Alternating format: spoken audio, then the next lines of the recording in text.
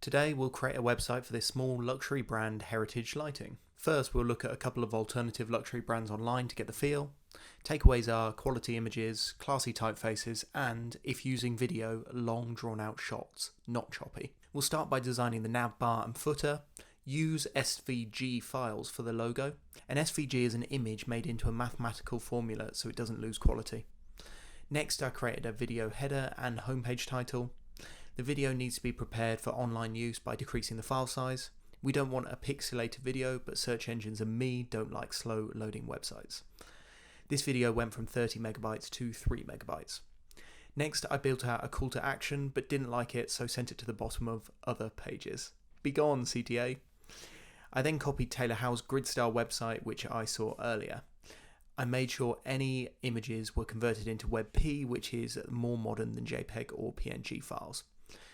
I liked the setup, but I didn't think it was engaging enough for under the video, so built out a short about paragraph and a gallery to showcase some of the amazing product images. We all know pictures alone are dying, so fortunately I had videos to add to the gallery to help engage users further. I then built the About Us, Contact, Handmade and Testimonials pages. It'll now be sent to the client for review before ensuring it's search engine and social sharing friendly.